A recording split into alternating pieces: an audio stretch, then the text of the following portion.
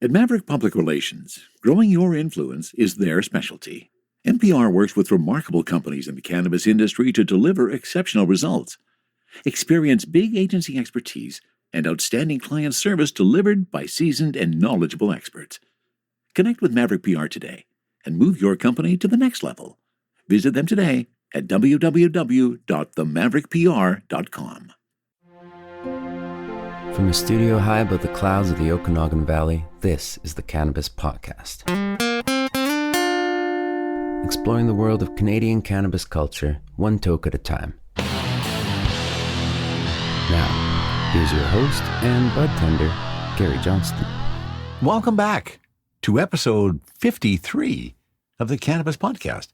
If this is your first time visiting us, well, I'm so glad you came along for the ride. I hope you're going to enjoy the cannabis information and the amazing detail provided over the next 30 minutes or so as we talk about our favorite plant, cannabis, and the effect it has on us and why more and more people should discover this wonderful plant.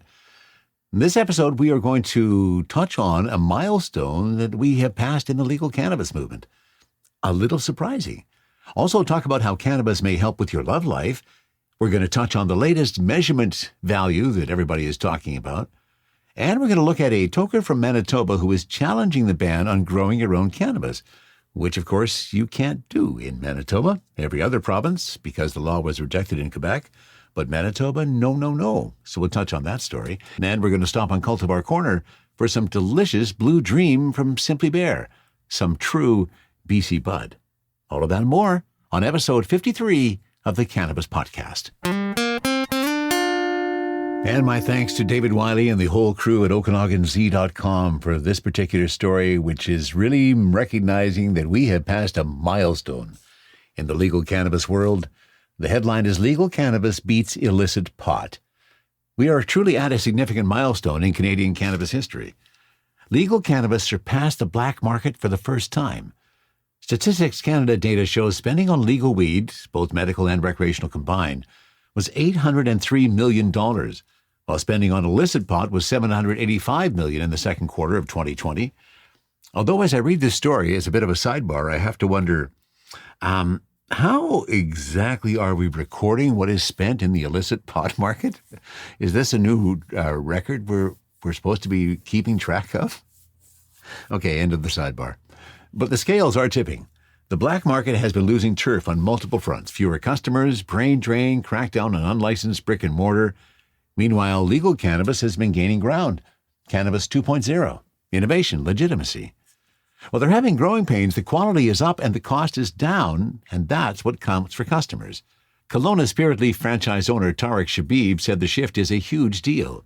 And a bit of a sidebar again, Tarek is the guy I work for. So I admire his opinion, and I'm really glad that the Okanagan Z went to him for his response to this particular story. Tarek said the massive amount of products now available on the market is incomparable to before, and the level of innovation on the legal side is tough to compete with. From nanoemulsion being used in drinks for much faster THC delivery into the body, to state-of-the-art facilities using large-scale CO2 extraction to create potent and safe products that consumers can feel confident in using, Shabib said. It's especially true as more concentrates come onto the market, including shatter, live rosin, caviar, as well as batter and butter. Products like these are not easy to produce safely, and so our customers appreciate that when they come to our stores, they know the product they go home with is safe and has been tested and made in a facility approved by Health Canada, he said. I think it shows that the legal market has matured to a point where consumers now consider it the norm when looking to purchase cannabis products. Now here's another interesting sign of our changing times. Some of the most stubborn black market growers are being wooed to legitimacy with lower-cost micro-licenses and a one-time opportunity to bring their own cannabis genetics to legality, no questions asked. BC-based legacy grower Travis Lane is in the process of going legit. He told virtual attendees of the Growing Summit that the future of cannabis is in the legal space. Still, regulatory requirements are a major turnoff, he said.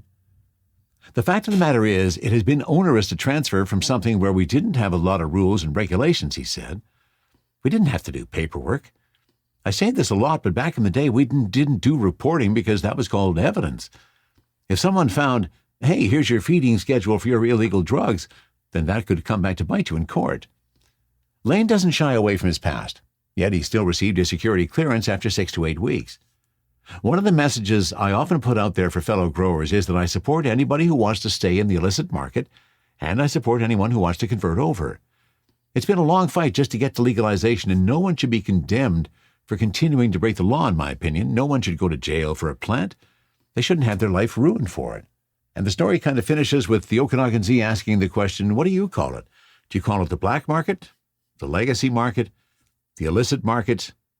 In my opinion, there's another one that needs to come into that list, and that is the gray market. And that is a series of stores that are not provincially regulated, certainly here in BC, but are perhaps on Indigenous land and covered by different regulations.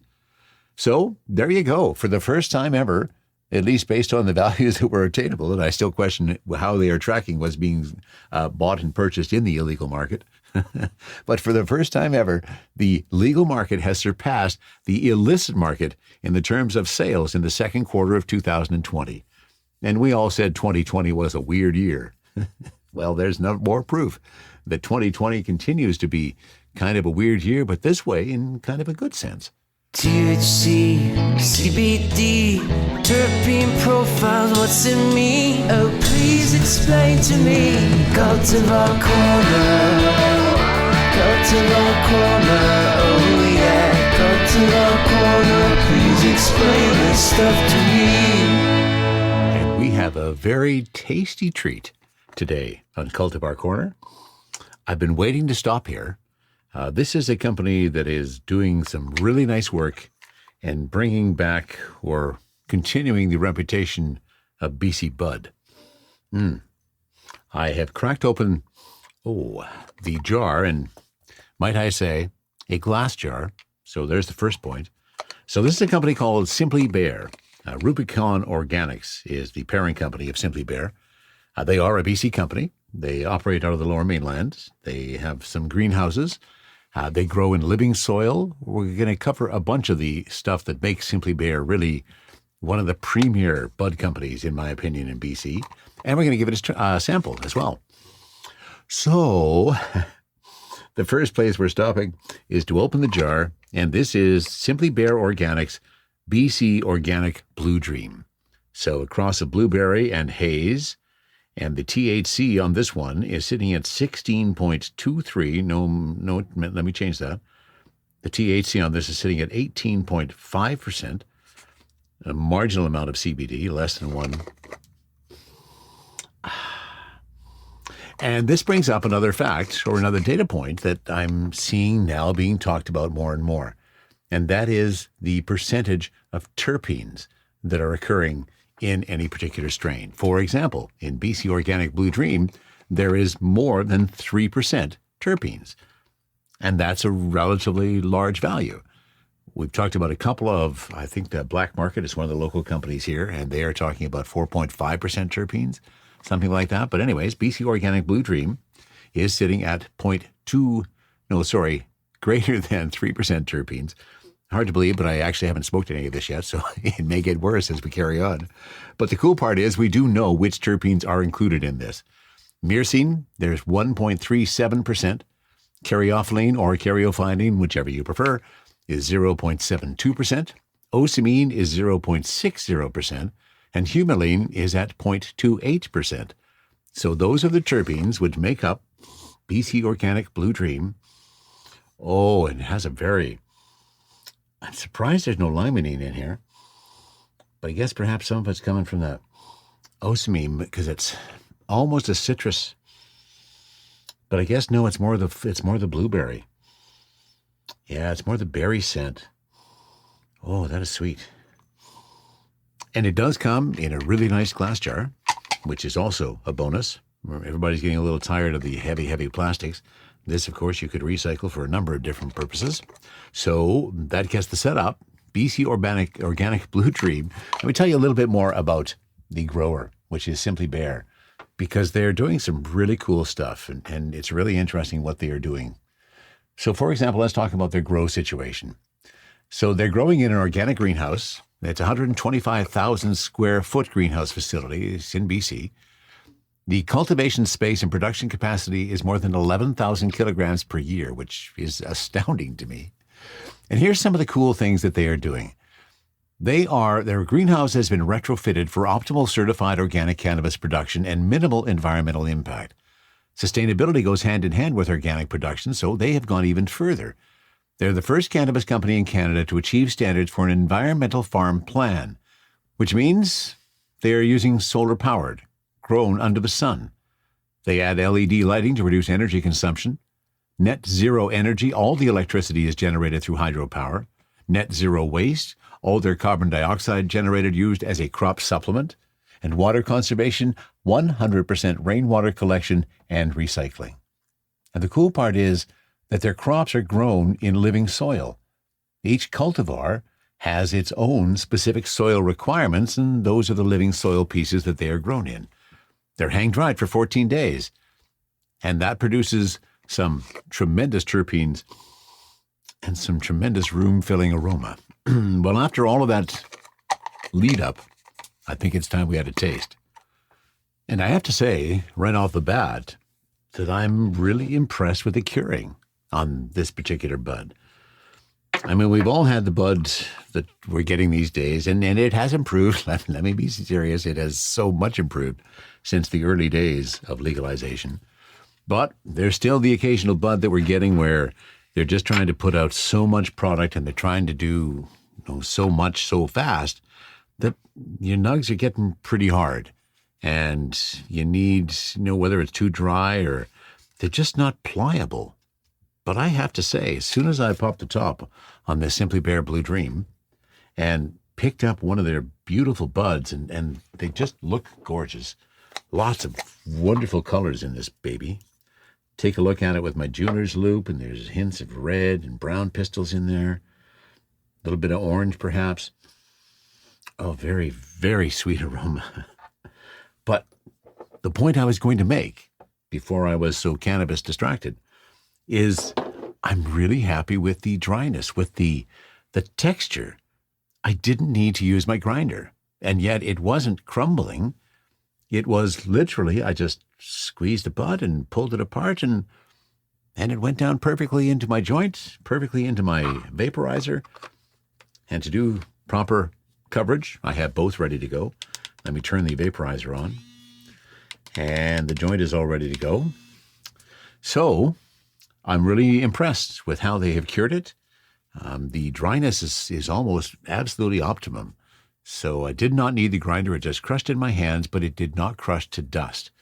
It just went into a smaller format so that I could roll it into this joint in front of me and then take a little bit more and stick it into my vaporizer. And so here we go with the Boundless, the CFX Boundless again. That's the vaporizer I'm using. And I'll take my first hit out of that, and then we'll light the joint. Oh, and there's the reason why I use the vaporizer. That wonderful taste. So a little bit of the spicy, a little bit of the peppery from the caryophyllene, a little bit that earthy, that myrcene taste where there's myrcene in there. Quite like the taste of that. Does my palate good. Now, let's light a joint and make sure that we got some proper burn. And does it continue to burn? I've had that issue a lot with some weed that I've been purchasing of late, where it has not been keeping lit. Not really a black ash, but whether or not they're not drying it or whether they've included too much plant material, I don't know what the case is. But a few I've had of late, they have not maintained their burn. So let's see what's happening with Blue Dream. Here I am again, my double-fisted toker. I think I'm gonna brand that or something. Double-fisted toking at the Cannabis Podcast. I've got the joint in my left hand. You just don't get as much taste out of the joint. You do get more hit. Oh, and then the vaporizer in my right hand. Oh, I love the taste of cannabis through a vaporizer. It's the first time you really, truly taste cannabis. If you've done all your smoking in a joint, you owe it to yourself to give a vaporizer a try. I know there's a lot of debate over whether it gives a big enough hit. Some people don't find it gives a big enough hit for them. They still want that bong-like or that dab-like tremendous hit. And that debate will probably continue from now until the end of time. But from a taste perspective, I do strongly suggest you give it a try. All right. And speaking of give it a try, so I've had a few hits off of the joint. I've had a few hits off of the vaporizer. And here come my happy eyes, which I love in a sativa or a hybrid leaning sativa, which is what Blue Dream is. By its very nature, it is truly a hybrid, but it is leaning to a sativa, definitely leaning to a sativa. Quite enjoyed this. So it is their version of the Sativa Dominant Blue Dream. It's their organic certified. Exceptionally aromatic flower, gives off blueberry aroma with a warm and peppery terpene profile, and that's kind of what I got out of the taste of that. Hand-harvested, cold-cured, these buds were carefully selected, trimmed, and placed in a recyclable glass jar sealed for freshness. And I do have to say as well, the trimming was very well done. Not a lot of errant leaves still hanging around. Very, very impressed with this bud. Not only with how it looks, not only with how it tastes, but it's also giving me a pretty good buzz. As I say, my happy eyes are there, which I haven't experienced for a little while, so it's nice to get a strain that gives me my happy eyes back. As mentioned, the THC in this particular one, maybe I didn't actually give that to you yet. Yes, I think I did. 18.5% THC. Gives me a nice buzz, really a pretty flower, nicely presented in their glass jar, well cured, well manicured, well presented, and it smokes well. Just white ash off my joint. Okay, it did go out, but that could be not necessarily the fault of the cannabis, but it could have been that I simply wasn't hauling on it enough, which happens sometimes too. So I'll give it a relight, have one more hit, settle back into my happy eyes, revel in the stone, and put the rest of this episode together. My end result? Definitely. You should give Simply Bear's Blue Dream a try. I think you'll like the high. Are you ready for liftoff? Don't miss Canada's #1 cannabis conference and trade show, Lift & Co. Expo, coming this May 12 to 15 to Metro Toronto Convention Centre. Level up your industry intel at the Lift Cannabis Business Conference. Connect with movers and shakers from across the cannabis industry and preview new products and services from 250-plus exhibitors. Plus, everyone loves Lift & Co. Expo's prizes, live music, and more. Visit liftexpo.ca for tickets. That's liftexpo.ca. I have to admit, I got a pretty big smile on my face when this story first crossed my desk this past week. It's about time. As you know, especially if you've been listening at all to this podcast, ever since we started, we've been talking about the fact that cannabis is legal in our country and that you can also grow 4 cannabis plants in your own backyard if you so desire, or in your basement or wherever you want to grow them. Of course, there were exceptions to that rule. When it first came to be, it was illegal to grow your plants in Quebec and Manitoba. Quebec's law was challenged, and in fact, it was determined to be unconstitutional that they were limiting people's ability to grow cannabis in that province. Well, guess what, Manitoba? It's your turn. Now, I lived in Manitoba for a number of years. I quite enjoyed living there. We lived in Winnipeg, and I thought it was a cool place to live, but I'm really glad I don't live there now, based on how they are being about cannabis, where, you know, it's really difficult to find a place to imbibe in cannabis outside, and it is currently illegal to grow 4 marijuana plants. Well, this is a story from Global News. A Manitoba man has filed a constitutional challenge over the province's rules about growing pot at home. Jesse Lavoie filed the notice of application on Wednesday, naming the government of Manitoba, the Attorney General of Manitoba, and the Attorney General of Canada in his challenge. In the notice, Lavoie claims the province had no right to ban the federal government's rule that allows 4 cannabis plants to be grown at home. Every province or territory that allowed a form of residential cultivation of cannabis has continued to do so since the Cannabis Act came into effect, reads the notice, adding that a similar ban in Quebec was struck down as unconstitutional 1 year later.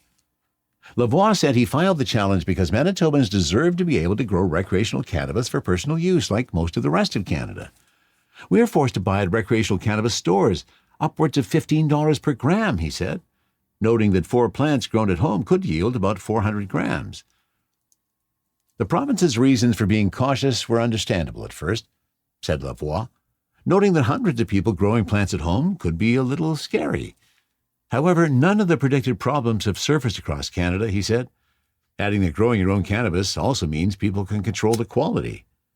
Lavoie said he suffered for years from PTSD due to a traumatic event at his job, and he used cannabis to help. Now that he's recovered, he said pot is his one indulgence. I just want to see this law changed, and I'm fine to see it through to the end. The Cannabis Act came into effect across Canada on October 17, 2018. The Act created a legal framework for controlling the production, distribution, sale, and possession of cannabis. Every province has the authority to say how cannabis is distributed, but Manitoba is now the only province in Canada with a complete ban on growing pot in a residential home. The province's progressive conservative government has traditionally been against the legalization of cannabis, citing a lack of research into the health effects of smoking pot, especially in teens. Justice Minister Cliff Cullen refused to comment. His office told Global News via email, as the case is now before the courts.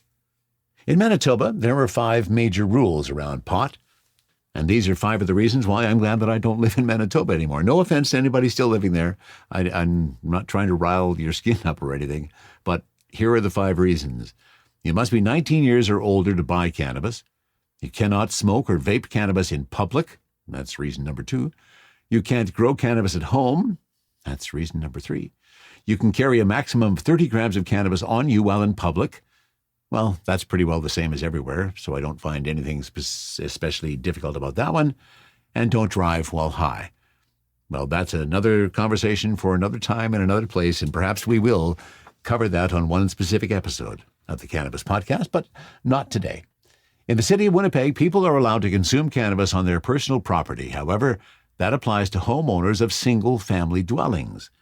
Condos and rented residences, including apartment complexes, may or may not allow cannabis consumption. And that's another reason why it'd be a little difficult to be living in Manitoba right now and be a cannabis consumer. So good on you, Jesse. I hope your case succeeds. I hope you are successful in overturning Manitoba's law so that you cannot grow 4 cannabis plants in that province because, hey, it's right in the middle of the country and it should be as big a part of the country as any other province. Think of the pot you could grow in Manitoba if the government changes their mind. Exploring the world of Canadian cannabis culture, one toke at a time. This is the Cannabis Podcast. And now let's do a little housekeeping in terms of who's been listening to the Cannabis Podcast. I am so pleased when you contact me. As you know, I always love to hear from you when you have decided to come along for the ride. And there's a couple of people who have done just that in the last little bit. Want to say hi to Jeff. Jeff is from Ontario. Is that where you're from, Jeff? Yes, you are. Southern Ontario, in fact. And Jeff is doing his first grow this summer. He has currently in the garden Colombian Gold. Oh, nice, Jeff. Sounds delicious. And also some Purple Pug, Tom Ford, and Wedding Cake in some containers on his back deck. Sounds like 4 to me. Well done, Jeff. Thanks for coming along for the ride. Appreciate you stopping by and also appreciate you contacting me. Also, I want to send out a shout out to Steve. Steve's been a listener for a long time. We've chatted back and forth a few times, and he was especially thankful for last episode's look at the Redican vapes. A similar experience that Steve had when he did the vaping. So thanks for hanging in for the ride, Steve. And also Tracy's back for another visit. Tracy from Ontario contacted us probably a few months ago now. Talked about how she had to drive for hours and hours to get to a store in the area of Ontario where she was. Well, guess what? That is still the same. She still has to drive and drive, but she is enjoying, what's the strain she's enjoying? The Misiku strains. M-S-I-K-U. Is that how you would pronounce that? Misiku? Just came to Ontario from Nova Scotia. Yeah, we've tried at the store. We've had Highland Grow from Nova Scotia. They're doing some really nice work. Nova Scotia is growing some really nice bud these days. So Just wanted to catch up on a few things that have occurred. Also, some shout-outs to some people who had come by the store, said they have been listening to the podcast. So, hey, Greg, welcome along for the ride. And to Tatiana, that was the other name. So welcome. I'm glad you are listening. It's always a thrill to have somebody paying attention and enjoying some of the information that we're putting out. Let's finish up today with a subject that we all have some interest in. I mean, deep down, everybody has interest in sex, right? At some point? Well, that's kind of where this story is going. And once again, we thank our folks at OkanaganZ.com, David Wiley and his crew, for this little story about dope relationships. Because we know that cannabis can lead to a more fulfilling sex life, but now researchers have found that it also leads to more of those cute, sweet, and loving little moments between couples. And as a bit of a sidebar, it's, I guess, not too surprising how many people come into the store and they kind of wait until everybody's away. And we're in a quiet little area of the store and there's nobody else around. And I say, so, can cannabis help with libido? Or some other proponent of that question. Well, a study in the Journal of Cannabis finds evidence that pot use among intimate partners has robust positive effects on intimacy between couples. To the best of our knowledge, no prior study has considered this research question, say the authors. We found evidence that marijuana use is associated with increased experiences of intimacy, love, caring, or support with one's intimate partner in the next 2 hours. Almost 200 couples who are frequent pot users took part in the 30-day study. It examined how pot affected their intimacy in the 2-hour window after getting high. Researchers found a higher likelihood of an intimate experience for both men and women when both partners partake. It also found positive effects on intimacy among both men and women, even if cannabis is only used by one partner. Researchers noted that the participating couples were frequent but not problematic cannabis users. Okay, hang on a sec. What's that? A bit of a sidebar. What does that term frequent but not problematic mean?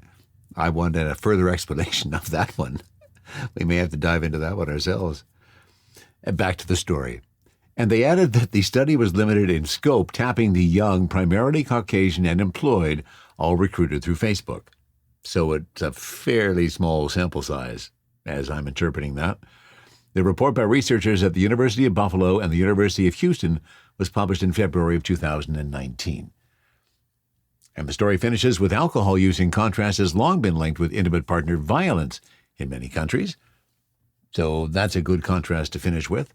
There you go.